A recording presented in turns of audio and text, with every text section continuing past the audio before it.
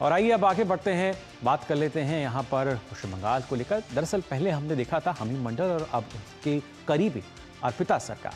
पश्चिम Bengal STF की कार्रवाई में कथित पाकिस्तान लिंक्ड आतंकी मॉड्यूल की जो परतें हैं वो लगातार खुलती हुई नजर आ रही हैं।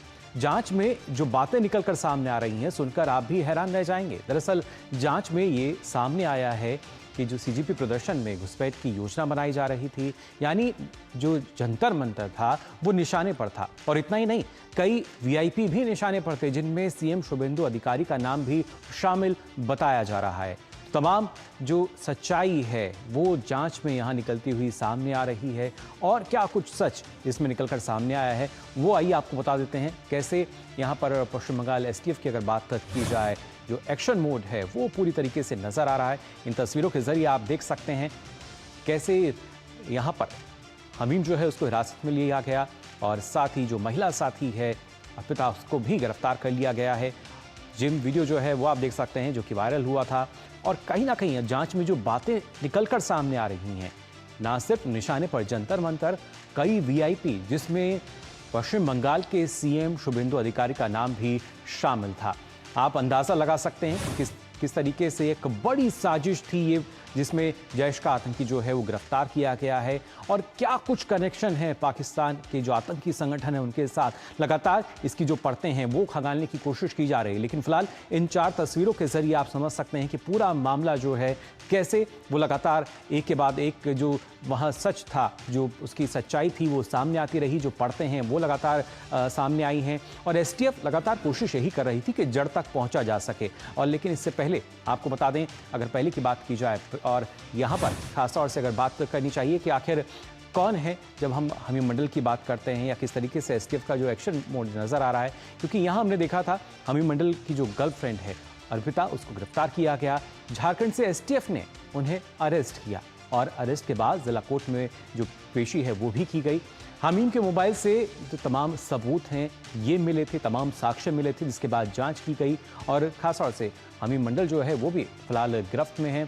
लेकिन जो सच सामने आया है वो वाकई आपको चौंकाने वाला है। लेकिन इस दौरान एसटीएफ चीफ की अगर बात की जाए, क्या कुछ उन्होंने और जानकारी दी है, आइए पहले वो सुन लेते हैं।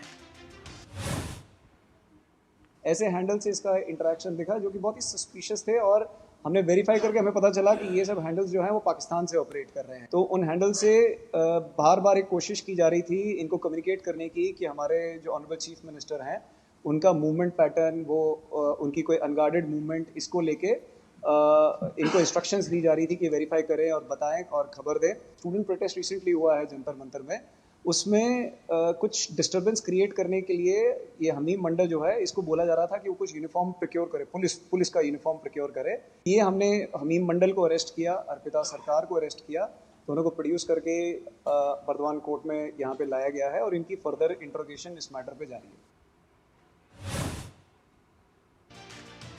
तो आपने सुना यहाँ पर आईजी एसटीएफ को क्या कुछ उनका कहना था और इन तस्वीरों के जरिए आप देख भी सकते हैं कैसे परत दर परत जो सच है वो सामने आया और उसके बाद एसटीएफ का जो एक्शन है वो यहाँ नजर आ रहा है। जिस तरीके से तमाम साक्ष्य जुटाए गए, जानकारी के आधार पर हमने देखा जो हमीम है पहले हिरासत में लिया गया, बाद में गिरफ्तारी हुई, उसके बाद जो महिला साथी है उसको भी गिरफ्तार किया गया और कैसे इनका जो कनेक्शन है वो यहाँ निकलता हुआ नजर आया है। जैश का जो आतंकी है वो गिरफ्तार हुआ था, हमने देखा था। तमाम जो ये परतें हैं, जो कनेक्शन हैं, कैसे और जुड़ता जा रहा है और कितनी और परतें खुलनी बाकी हैं ये यहाँ देखना होगा। फिलहाल हमारे संवाददाता सौरभ दत्ता कोलकाता से हमारे साथ जुड़ चुके हैं। सौरभ, कई परतें लगातार खुल रही हैं और चौंकाने वाले जो तथ्य हैं, सच है वो सामने आ रहा है। क्या माना जाए, क्या और भी कई परतें अभी खुलनी बाकी हैं? क्योंकि जाहिर तौर पर जो नेटवर्क है और भी ज़्यादा बड़ा है। मुकुल, एकदम ये जो मामला है, इस मामले में बहुत सारे बातें हैं जिसका खुलासा होना बाकी है कि हमीम मंडल जैसे जुआ, और कितने सारे जुआ हैं, हमीम मंडल के अकेले हैं या फिर ऐसे एक पूरा नेटवर्क बंगाल में बन चुका है और वो कहाँ के रहने वाले हैं, कहाँ के जुआओं को या ऐसे टारगेट किया गया है। और दूसरी बात ये है कि ये जो फंडिंग, ये पैसे का फंडिंग कहाँ से आ रहा है। हालांकि जो एसटीएफ के जो आईजी है गौरव शर्मा, उन्होंने एक बात की पुष्टि किया है कि उन्होंने ये बात तो नकारा नहीं है कि ये पाकिस्तान के फंडिंग होने की संभावना है। और जैसे मोहम्मद, जैसे शहजाद भट्टी जो आतंकी है, इन सारी आतंकी की जो पिछले जो हिस्ट्री है उनसे भी ये पता चलता है कि उनका ये कहना है कि इसका पुख्ता सबूत मिला है कि हमीम और उनके जो गर्लफ्रेंड है अर्पिता, दोनों ही ये जो हैंडलर्स हैं, इन हैंडलर्स के जरिए बात करते थे, सोशल मीडिया जो प्लेटफॉर्म है उसके जरिए बात करते थे, चैटिंग होती थी और उनको यहाँ तक के काम दिया गया था। पहली बात तो ये कि मुख्यमंत्री शुभेंदु अधिकारी किन किन रस्तों से जाते हैं, उनकी जो गतिविधि है उसको मॉनिटर करने के लिए कहा गया था। और ऐसी कौन सी जगह हो सकती है कि जहां पर शुभेंदु अधिकारी के ऊपर हमला किया जा सके, ये भी उनका आदेश था।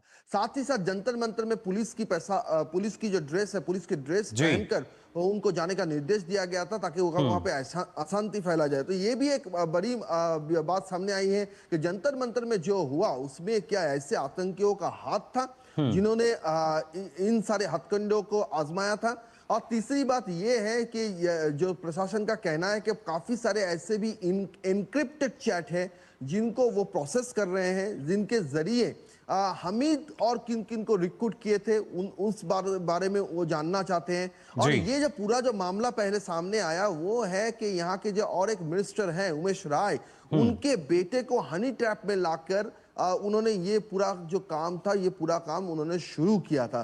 तो एक जाहिर सी बात है कि सिर्फ अकेला मुख्यमंत्री शुभेंदु अधिकारी नहीं, एक पूरा बीजेपी के कैबिनेट के बहुत सारे मंत्री को भी इस जो निशाना है, जो साजिश है, वो साजिश के तहत उनको भी निशाना बनाया गया था।